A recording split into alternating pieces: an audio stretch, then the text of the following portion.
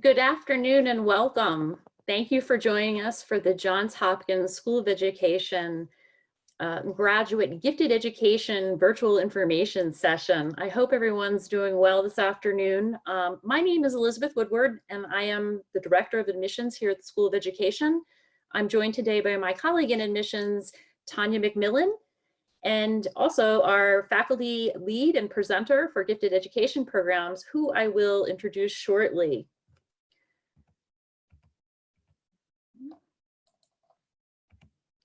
Okay, before we get started, I wanted to cover a few logistical items for today's presentation. First, to let you know that the webinar is being recorded. The admissions office will make this recorded presentation available on our website should you wish to review it again, or maybe even to share it with a friend or colleague who may also be interested in our graduate gifted education, master's or graduate cert programs. If you have not done so already, please enter your first and last name or email address used to register for the event so we can note your participation and thank you for joining us today. And lastly, please take a moment to make sure your microphone is on mute and your video camera is off during the presentation. We ask that you keep your microphone silenced for the duration of the session. At the end, at the conclusion, we will invite you to ask questions to our faculty presenter and to the admissions staff using the chat function below. I will be reading questions along with my colleague Tanya, and we together will answer and provide you any additional information. So to start us off, here's an overview of our agenda for today. We're going to provide a brief overview of Johns Hopkins University and the School of Education. I will hand the next portion of the presentation to our faculty presenter and later return with you to cover some important steps on the application process, tuition, financial aid, scholarships, and then, as I mentioned earlier, we'll open it up for the question and answer period. So Johns Hopkins as a university enrolls more than 24,000 full-time and part-time students in 9 academic divisions on 4 campuses. So pretty large operation in Baltimore, in DC, Montgomery County, Columbia, which is one of our flagship locations for the School of Education, as well as facilities throughout Baltimore, Washington regional area, and China and Italy for some of our other Johns Hopkins divisions. Established in 2007, the Johns Hopkins School of Education is the newest, or youngest, I should say, of the 9 divisions and has quickly taken its place as a national leader in education reform through research and teaching. So grounded in the Johns Hopkins tradition of research and evidence-based practice and innovation, the School of Education has ranked among the top graduate schools of education in the nation by US News and World Report, and by university as a whole is number 16 in the World Times international rankings. So over the past 13 years, the school has grown its mission to train teachers, school leaders to meet the contemporary challenges of teaching and leadership. And also it is designed to produce educational scholars and foster research in our K through 12 education through the school's 7 research centers and institutes. So today, a little 13 years later, the school has 127 full-time faculty, 2,465 enrolled students across 25 programs, in addition to a growing number of fully online degree programs. The school currently offers its traditional and hybrid-based programs at our Baltimore City location and at our Columbia Center location, which is in Central Maryland. The purpose of this event is to not only to help you learn more about our gifted education graduate programs, but it's also an opportunity for you to hear firsthand from our faculty members about the curriculum, about the types of learning experience, outcomes, as well as current research and trends in the field. This event is a chance for you to engage, to ask questions, and to basically design to move you closer to decide if this is a good fit for you. We hope that you find it useful and look forward to hopefully receiving your application for one of our upcoming terms. We are currently actively accepting applications for both the grad cert and for the master's degree for the upcoming fall semester. I will be back shortly with some more information about the application process, but first I'd like to introduce our first presenter, Dr. Keri Guilbault. And Dr. Guilbault is an assistant professor of gifted education at Johns Hopkins and is a recipient of the 2019 National Association for Gifted Children Early Leader Award. She has worked as a district supervisor of gifted and talented programs and as a teacher of the gifted in both Florida and Maryland. Her leadership experience includes service on the board of the National Association for Gifted Children and the board of trustee for Mensa Education and Research Education. She was appointed the Director of Science and Education for America Mensa in 2019 and received their National Service Award. Research interests include academic acceleration, parenting the gifted, and effective characteristics and needs of highly gifted. Another we call them our dynamic duo, is Dr. Jonathan Plucker, who is not able to join us today, but he is our Julian Stanley Endowed Professor of Talent Development, and he also works for the Center for Talented Youth and School of Education, which is a program and center for Johns Hopkins University. He's produced over 200 articles and serves as the president of the board for the National Association of Gifted Children. He also teaches in the program and advises with Dr. Guilbault.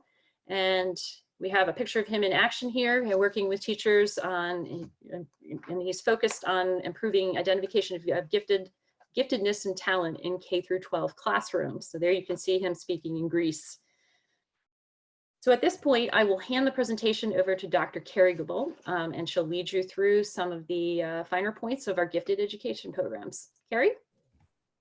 Hi, good afternoon, everybody. Thank you so much for joining in here. I'm excited to see people from all over the states and outside of the country that have some interest in our program. Just a few more things to add in there. You can also go to the School of Education website, and in the search bar, you can search for my bio or Dr. Plucker's bio and read a little bit more about some of our publications and some other work that we've done. One thing that I think that is unique and interesting about the two of us as the two full-time faculty members in this program is that we both actually started off in education in the classroom. A lot of people don't know, but my colleague, Dr. Plucker, he was a science teacher and in elementary and a gifted specialist before he went on to get his doctorate in educational psychology. I myself also, I was a French teacher and an art teacher and a teacher of the gifted before I moved into administration and higher ed. So having those backgrounds, we really can understand and empathize, and we really understand what teachers are really faced with in their classroom on a day-to-day basis. So not too far from that. Another point is that Dr. Plucker, he's also currently serving as the president of the National Association for Gifted Children here in the States. And he and I both served on the board there just a couple years ago. And that is something that really helps our program because we're able to really stay up to date on the issues that are rising in the field, current research and trends, as well as the network of contacts that we both have of all the major players in the field. Pretty much any article that you're going to read, you know, one of us knows the author or has worked with them, and we're really able to tap into them and bring that into the classroom. So just wanted to throw that in there too. So this program has been around for some time. Jonathan and I both became involved with it about 3 years ago. And we spent pretty much the first year really looking very closely at the coursework, at the readings, and at the objectives, and reorganizing it and really updating and revamping it to reflect the current research and trends, and really aligning the overarching program goals to make sure that it was meeting the needs of a wider range of people. We were getting many inquiries from people from, you know, out of Maryland, outside of Maryland, outside of the United States even. Some people who were not working in the classroom, some people who were parents. And we wanted to really make sure that we were able to align this work to make it valuable for anybody. We really think that we want everybody to have a background in best practices in gifted education to be able to really serve these children that have unique needs. So while the primary audience is teachers of the gifted, we do have many graduate students who are general K-12 teachers, some of them working, you know, from pre-K all the way to AP and IB teachers in high school. We know that every single classroom teacher is going to have, whether identified or not, they will have gifted learners in their classroom at some point, if not all the time. And so we're able to prepare them to differentiate and meet the needs of their gifted and advanced learners in their classrooms. We also have special education teachers that are interested in our program. I think that that is a really nice reflection, because gifted education really is very similar to special education. We're looking at students who have needs that are outside of the norm and that need special modifications or adjustments in order to reach their potential. We also do have parents that come to us that are interested in this program, many that are parents of children who are gifted or twice exceptional, and they just want to learn more about how their child learns, how to advocate better for their child, and make sure that they are doing all that they can to help them meet their potential. We also have a lot of school administrators, even district coordinators that take our coursework. And we actually work a lot with local in the state of Maryland and across the country administrators.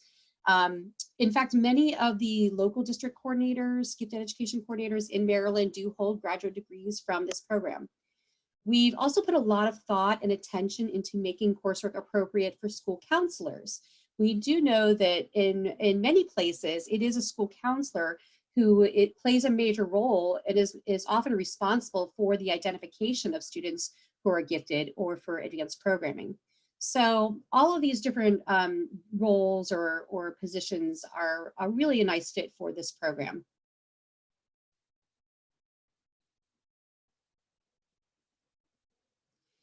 So we do have two different options. We offer a graduate certificate, and then we also have a master's program. These can now both be taken completely online.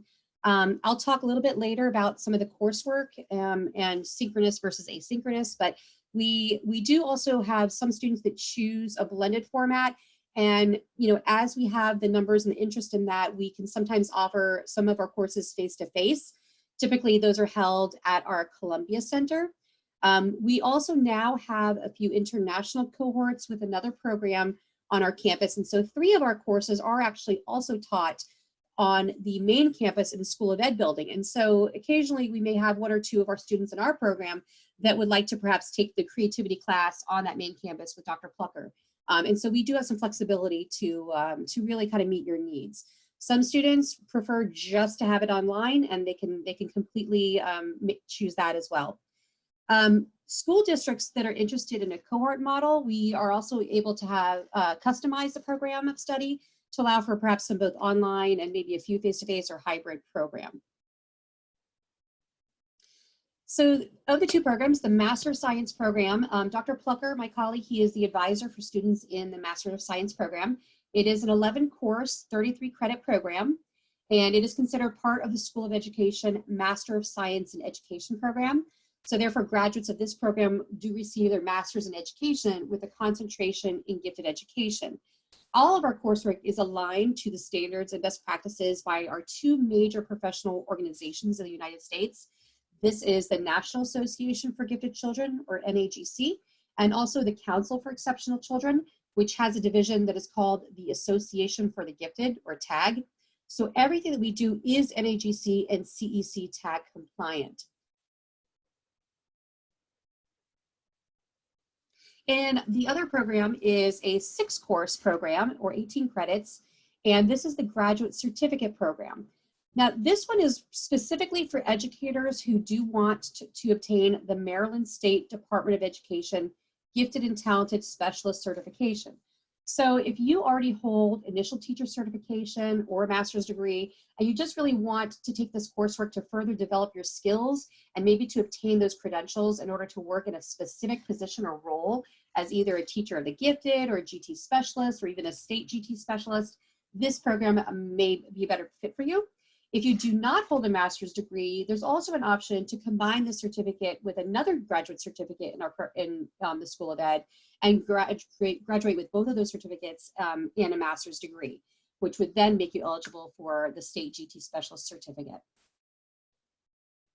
So in the state of Maryland, and if you're outside of Maryland, I'll address some of those issues as well. But if you do reside in the state of Maryland, there are specific requirements that the Department of Ed requires in order to obtain this gifted and talented certification.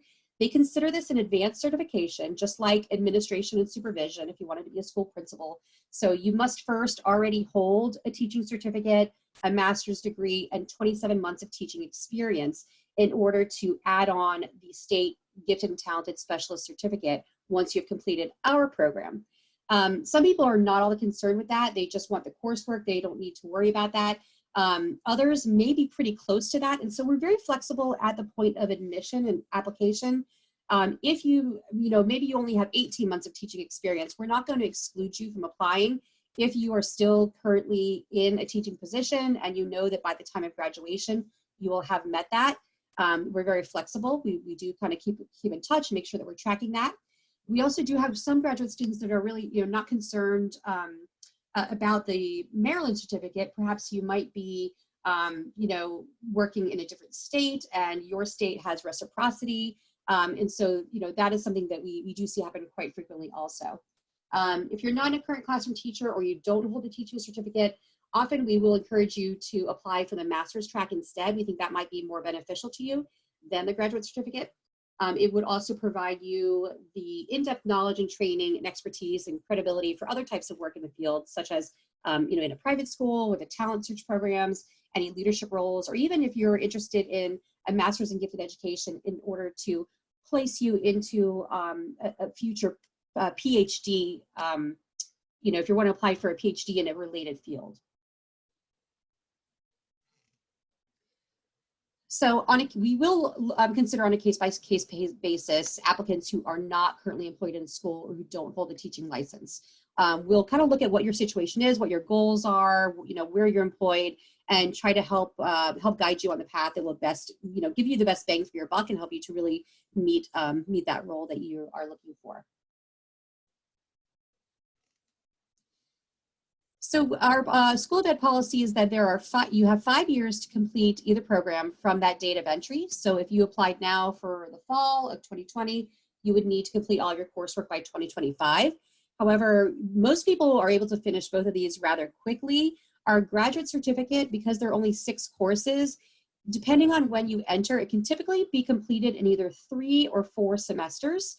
And then the master's degree is often completed within 2 to 3 years.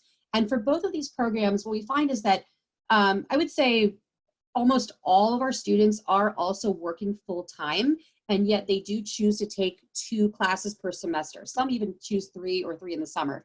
If you want to just take 1 per semester or take more in the summer, we're very flexible with that, and we have the program is all mapped out, so we can kind of look at, depending on which semester you're enrolling, what would that look like if you're talking about 1 course or 2 courses. But just in general, we find that most of our students do choose to take 2.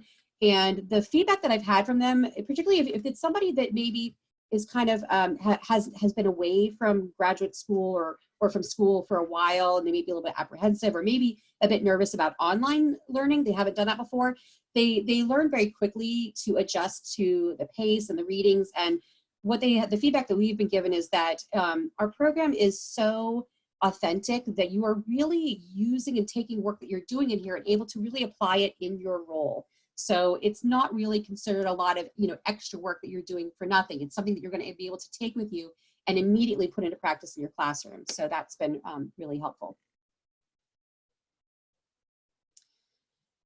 So our coursework does include foundations of working with talented students. We start off with a foundations course, and we go into a little bit of the history of the field of intelligence and gifted education.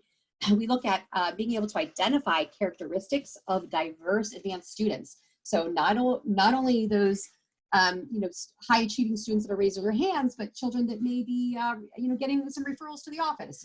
Sometimes we have positive and negative traits.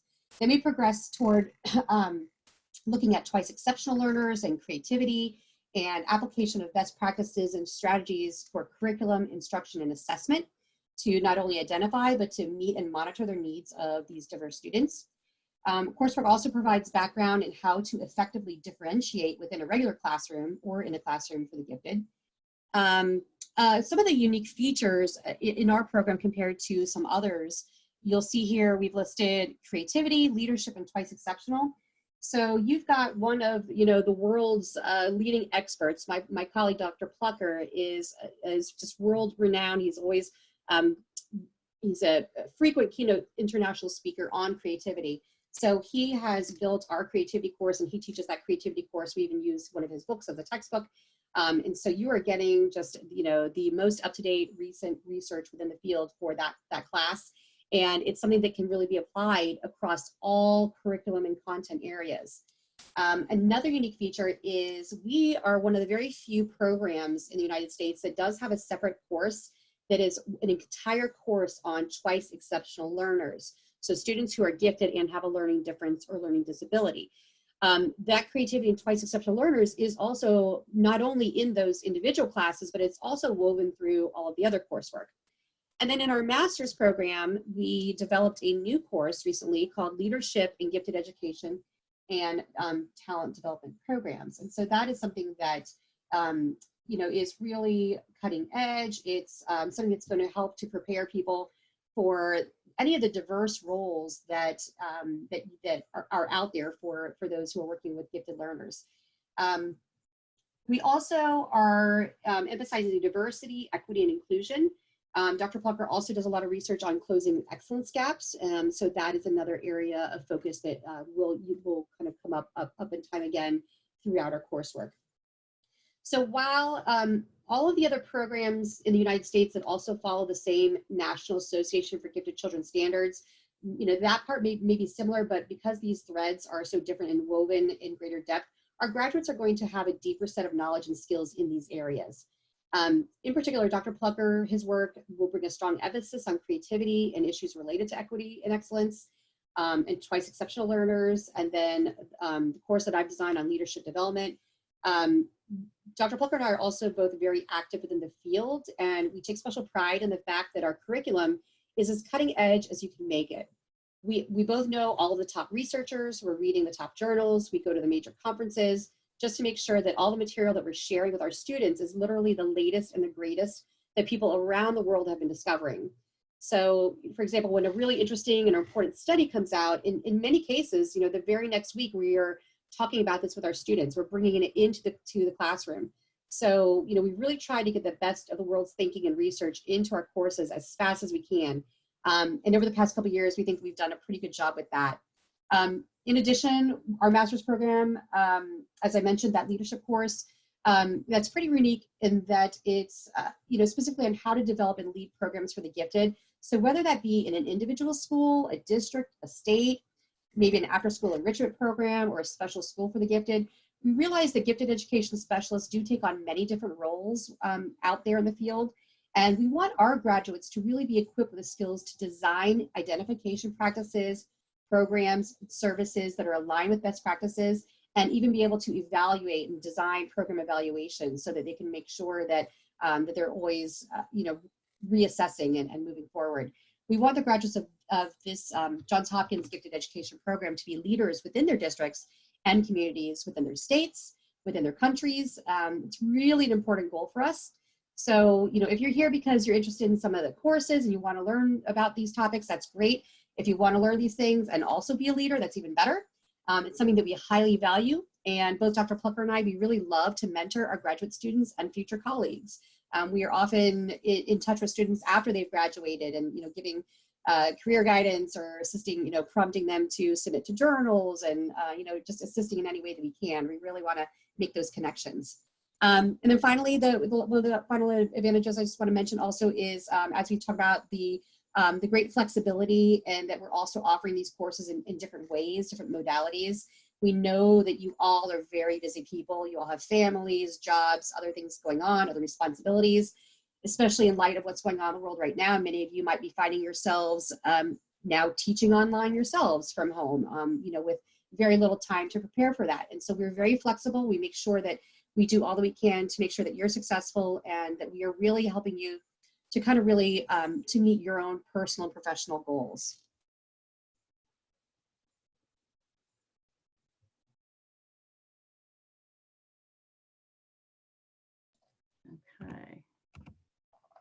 Okay, everybody, we're gonna jump into our application requirements. Thank you, Dr. Guilbault. That's, and as Dr. Guilbault mentions, we really do encourage you to take a look at some of the very exciting and cutting edge research both she and Dr. Plucker have been working on.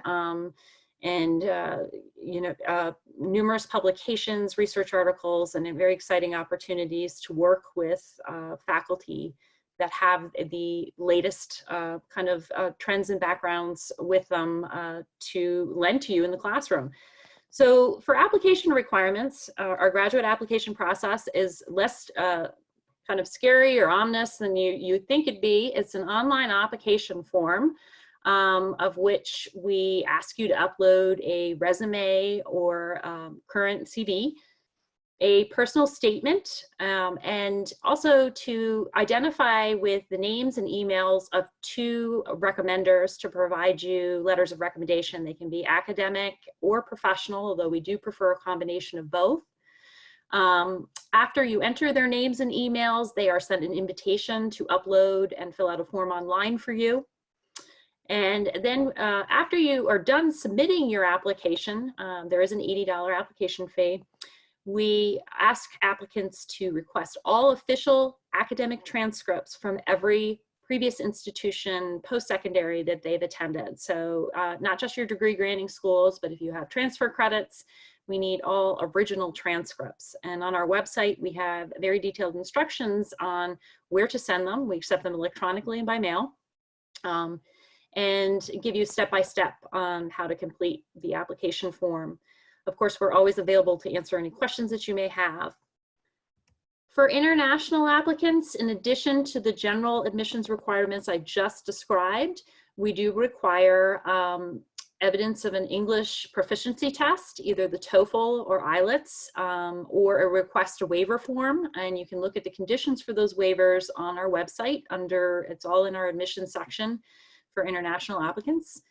Also, if you've earned your degrees outside the United States or Canada, we do require an international credential evaluation, a course-by-course evaluation of your academic credentials. And basically, that really is to the applicant's benefit because it's being, basically your credits earned are being translated to the US semester system.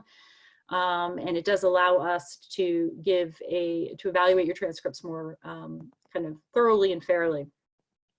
That being said, our application process and review process is holistic. We look at all aspects of the application. Many of our faculty do, all of our decisions are made by the faculty in the departments, and oftentimes students are asked to participate in phone, web, Skype, or in-person interviews. If you're an online student, of course, we would make arrangements for that.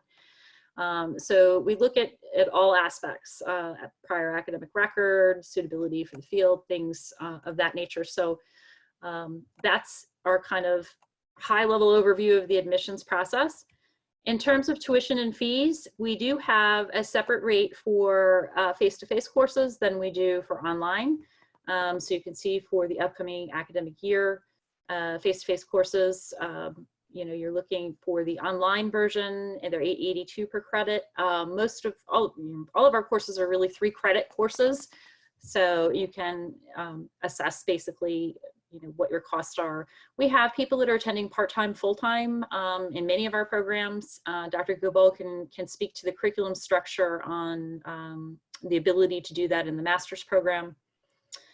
And then for financial aid, I would say 82% of our students do borrow some form of federal financial aid.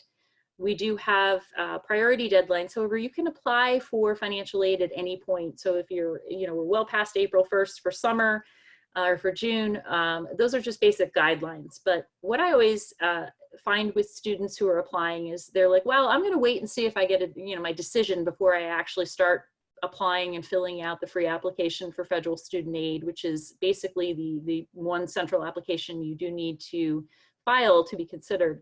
And I often like to advise the opposite. We encourage students to get started with their FAFSA as soon as possible during the application process or just after you submit and while you're waiting for your transcripts to arrive. That cuts down on a lot of time to do that. Both the certificate and the master's degree are eligible for federal financial aid. We do like to advise students, however, that you need to be registered for at least 2 courses per semester if you're going to enroll in fall, spring, or summer to be eligible for graduate loans. We also offer a limited number of scholarships, and there is information on our website. These are partial scholarships. I always like to remind students every little bit helps. So we would encourage you to take a look at those resource materials for financial aid. And lastly, our Office of Admissions, we have Tyrene Maddox, who is our designated kind of admissions coordinator who works with all our gifted education program students. We also have Camilla Mika Sims, who is student support. She's our academic program coordinator. And then, of course, Dr. Guilbault and Dr. Plucker are also available for advising. So with that, so you can see their contact information here, and we'll certainly reach out to you after this presentation to see if you have any additional questions about the programs and what your next steps would be.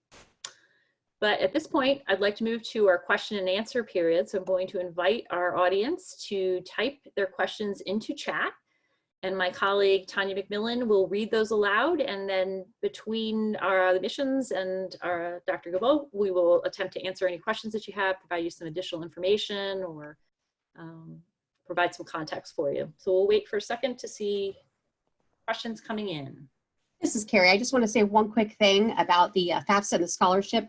We often have nobody apply for our scholarships, and I have students that have said to me that they're not going to bother filling out the FAFSA because they know that they make too much, that they won't qualify. However, it is a requirement in order for us to be able to give you the scholarship money. So I encourage everybody, complete the FAFSA so that we can also give you that link to the scholarship application.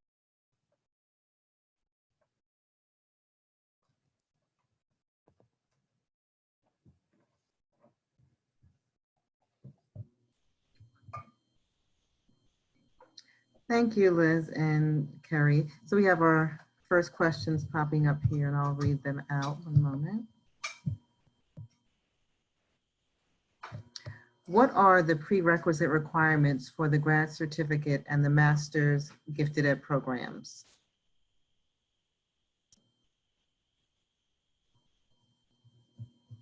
Dr. Guilbault, would you like to talk about the entry requirements? I'd be happy to do so. Trying to pull that up from the website just to make sure that I've got the most up to date. Just 1 second.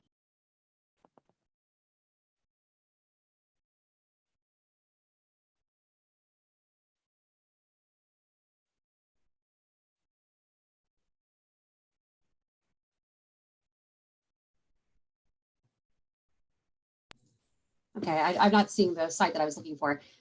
We typically are looking for a 3.0 GPA on previous coursework. We have a little bit of flexibility. You know, don't panic if you had a 2.9. We can look at the holistic application. There is also for the graduate certificate, the requirement is to have a current teaching certificate, to be a currently certified educator. Preferably currently employed in a school district. Again, on a case-by-case basis, we can have some flexibility with that. But we tend to be more flexible about that for the master's than for the graduate certificate. Also, there is the essay, the letters of recommendation, and transcripts. Trying to think what else. So for the master's degree, just a point of clarification that does come up as a frequently asked question, you do not need to have teaching experience to necessarily be admissible to the master's degree. Is that correct, Dr. Guilbault? Yes, that's correct. We have worked the courses so that we can have that flexibility. You know, if there is an assignment where you are teaching students and you don't have a classroom of students, we have done some creative ways to work around that. But we are definitely more flexible with that requirement for the master's than for the graduate certificate. For the graduate certificate, you really need to be a certified educator because the point of it is to be able to apply for that state gifted and talented certificate. Great, thank you. Thank you, Dr. Guilbault. Yes, our next question, if I'm interested to pursue 2 certificates, gifted education and mind brain teaching, how much work should I expect? And is that too much to consider if I also have family commitments? That's a great question. And that's actually a really popular combination. They complement each other very well. Dr. Marielle Hardiman and I, we were just aligning these courses for a district that was interested in the cohort. And I would say that, you know, every person is different, but we do understand that people, the majority of our students are working full time. They're often also, you know, parenting families. And so we do have coursework that is kind of set up in ways that there are modules. So if you can get yourself into a pattern and, be pretty organized, you might have the first 2 days of the week, you are looking at what the upcoming assignments are, getting some of the readings done, and then you can pace yourself out. So the feedback that we've had from our students, as we piloted these brand new online courses, we really took their feedback into consideration. And so some of the modules where they said, oh my gosh, this was just way too much reading, or, this might've been a little too complicated, we have already worked out all those kinks. And so we feel that, I feel personally, based on my students' feedback, that our gifted education courses are definitely able to be done with 2 classes per semester and working full-time. Thank you, Dr. Guilbault. Our next question, I transferred from a community college to a university. Do I have to get the transcript from the community college as well as the university? The answer to that question is yes. For admissions purposes, we do need all of your post-secondary transcripts as a part of the application process. Even if a degree wasn't earned necessarily, we will still need to review all of those transcripts. And one common question that Tanya and I get in the admissions office is, well, I have all my community college credits transferred to my primary degree transcript. Doesn't that count? It doesn't. We do require the original separate transcripts from both institutions. Thank you, Liz. Next question. Also, do I have to file 2 separate applications to do both programs, Gifted Ed and MBT? Yes, you would have to do 2 separate applications for those programs. The gifted education and the mind brain teaching would require you to not pay the application fee twice, but you would have to put in separate personal statements, and the MBT certificate does require an academic writing sample. So yes, essentially you'd be filling out 2. Thank you, Liz. Next question. I'm not in the teaching profession. Will I still be eligible for this program? So I would encourage you to consider the master's program. That one does not require you to be a current educator. You would not be eligible at the end of the graduation. You would not be eligible to obtain the state certification in the state of Maryland. For many people, that's not important, but you would have that option. Thank you, Dr. Guilbault. Next question. Currently contemplating a Master of Education Policy and Context and Research pathway through University of Melbourne, and also have psychology honors and primary teaching qualifications. Homeschooling my high IQ son, which also includes enrollment in CTY courses. Oh, I'm sorry, I lost the place in the question. 1 second. Okay. I am most interested in doing research in gifted education, including homeschooling high IQ children and their transitions between mainstream and homeschooling. Would the certificate or the master's be best suited? Is it possible to see detailed information on the units offered in each? Are scholarships available to overseas applicants? So homeschooling is such an important area in need of research. Dr. Plucker, actually, he is the host for the Center for Talented Youth blog called, Bright Now, B-R-I-G-T Now. If you haven't heard that, his latest one was with Dr. Jennifer Jolly, who used to teach at University of Melbourne, and it was on homeschooling the gifted. So I would really think that for you, the master's degree would be a perfect fit, because you would be taking several courses where you get to kind of design your own research project. You would be doing a review of literature. You may even be able to publish some work through that. And so there's a little bit more flexibility, and you have 2 courses that you will select as electives. So you can really kind of maybe customize better within that program. You can also go to our website. I'm trying to see what the URL is. I don't know, maybe Liz, if you can type that into the chat box. There is a page on our website where you can actually click and see the names of the courses and a course description. Otherwise, if we can't get that there, if you want to email me, I'm sure we'll put that slide back up, and just jot down my email address, and I'll be happy to send you the course descriptions. But again, the certificate is 6 classes. It's really 5 classes and then a practicum. And then those exact same 6 courses are also included in the master's, but then you also have a seminar 1, a seminar 2, the leadership course, and 2 electives of choice that you will discuss with your advisor. And through that one, it's either a practicum, or for those who are not currently employed in schools or who are not certified teachers, instead of the classroom practicum, they have a research course that is in gifted education, talent development. So you can really get a lot of that work done and really get to learn more about your specific interest within that program. As far as scholarships, I'll have to defer to Liz for that. I do not think that our current scholarship in the gifted education program, but there may be some others. But I do know that with the Mensa Education and Research Foundation, that we have recently developed some scholarships for those who are pursuing degrees specific to gifted education.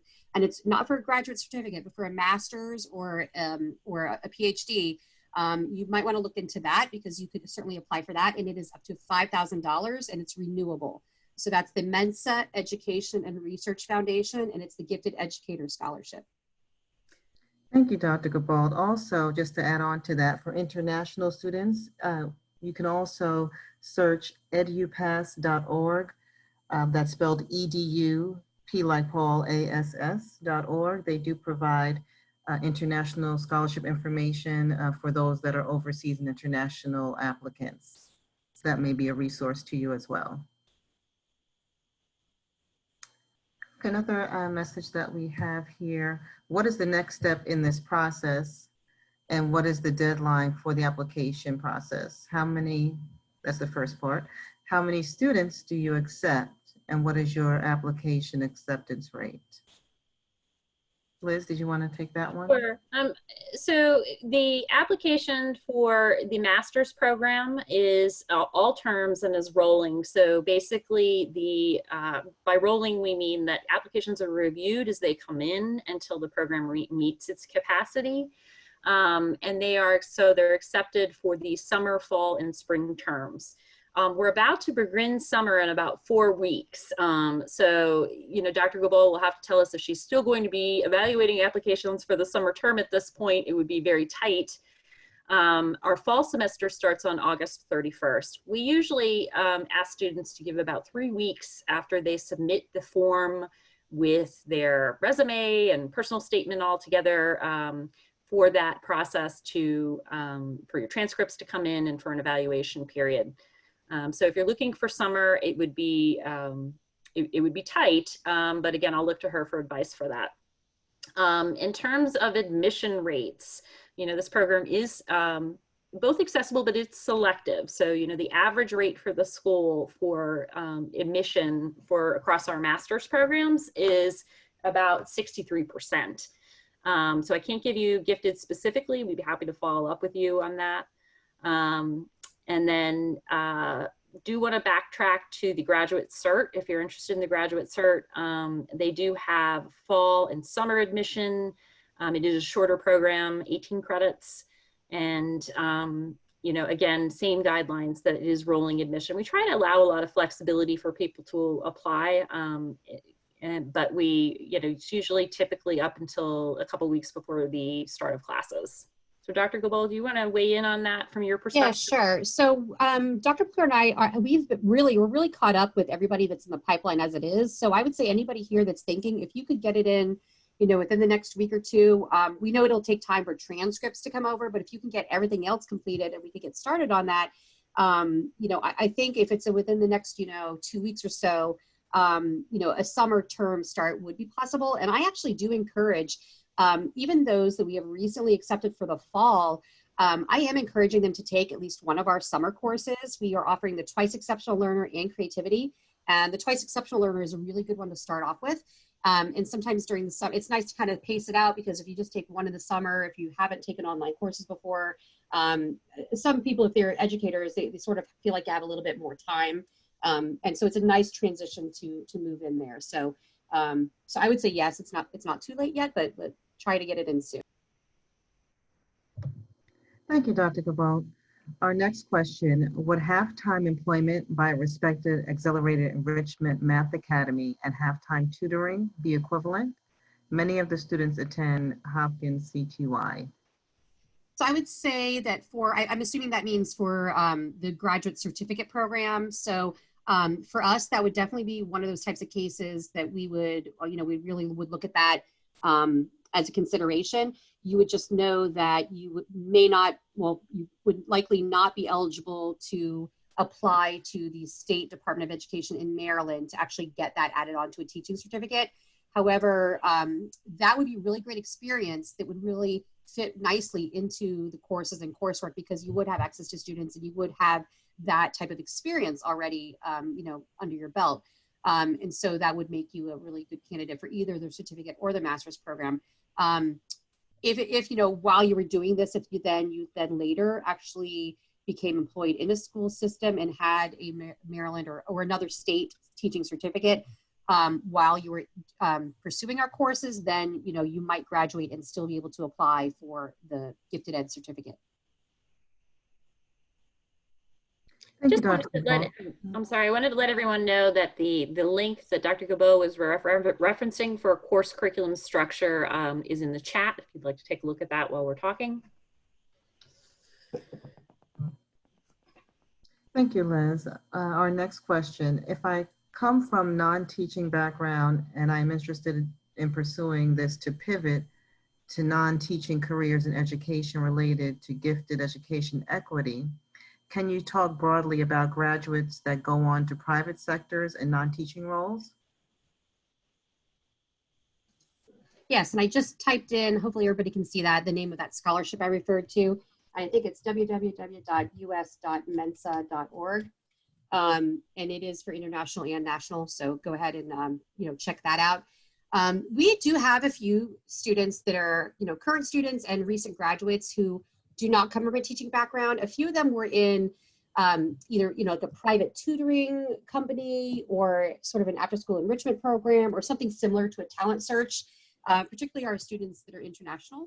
And they have found that the masters in particular, to have that Johns Hopkins name and to have taken coursework with Dr. Plucker and with our faculty, really does open some doors, and you are going to be getting this really research-based knowledge that's going to allow you to really customize your plan of if you are needing to kind of start your own research agenda, going into maybe higher ed or going into starting your own school or your own type of private education company.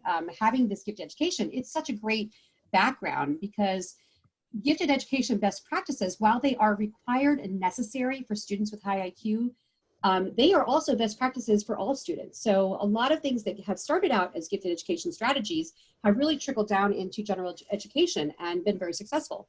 So it's a really strong skill set to be able to design curricula and assessments, and to know how to read and interpret this type of data, and to be able to make decisions. So I definitely think that talking about that type of track would really lend itself very well to the master's program. And in particular, having the courses in the seminar courses, the leadership class, and the research class that are in that master's program, you're really going to be able to take what you want out of that, and to really, we would really be able to really differentiate for our individual students based on your interest, those topics that you're really passionate about, and what you want to do with your career. Thank you, Dr. Guilbault. I did enter the information for the person that was inquiring about international students, the website that has funding, that would be EduPass. I did put that web address in the chat area as well for anyone that needs that information. And we do have time for a couple more questions. If anyone had any additional questions, please enter them in the chat box.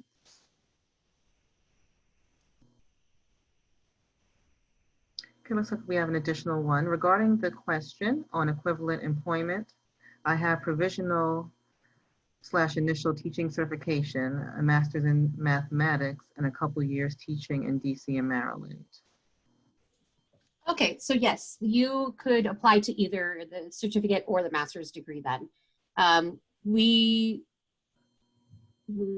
Yeah, you could do either. If you wanted a second master's, you could go for the master's, or since you already have a master's in a similar, in you know, another academic area, you could totally apply for the graduate certificate. With an initial teaching certificate, you could definitely add this on once it's completed. The only thing for you would be making sure that if you want the state of Maryland gifted ed certificate, you would have to have completed at least 27 months of teaching experience.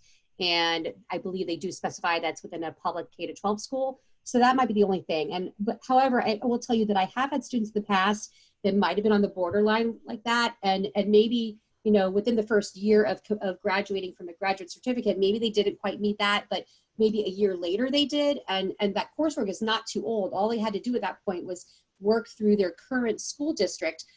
Usually it's the professional learning office or human resources. And they would send their transcripts and they would submit that to the state Department of Education, and then they would just get that added on to their certificate later. So it's not like taking these classes, you know, are going to be a waste in your situation. It would certainly be, you know, if you didn't have that 27 months experience, but you had that later, you could add that on. Otherwise, if you're teaching in a non-public school or in a charter school or in a, you know, a private or parochial school, sometimes they don't require you to hold that Maryland State Gifted and Talented Specialist certificate. And even districts, you know, here don't always require that. So to even just have that Johns Hopkins graduate certificate, you know, that'll really open doors and be a really nice thing to have on your resume if you're interested in those types of, you know, enrichment type positions or gifted or, you know, sort of a teacher lead kind of position later. Thank you, Dr. Guilbault. Could you please also clarify if one applies to Masters of Education in Gifted Education, can the mind-brain teaching certificate be pursued in conjunction with these masters? I can Liz, yeah. Yeah, I can take that question from an application perspective. We really don't encourage people to apply to both programs consecutively, you know what I mean, or at the same time in conjunction. You're taking courses in both because for a number of reasons. One is I would certainly encourage someone who's interested in getting a master's to first go into the gifted education, and then immediately after completing that program can add additional courses. But the actual mind-brain teaching certificate cannot be embedded in the graduate certificate requirements. Now, Dr. Guilbault could certainly approve electives to be taken in those areas if you wanted to directly, following the completion of the master's degree, pursue the grad cert. I don't believe, I mean, Dr. Guilbault, for elective options in the master's for gifted, are there any that would lend itself to allow somebody to do that?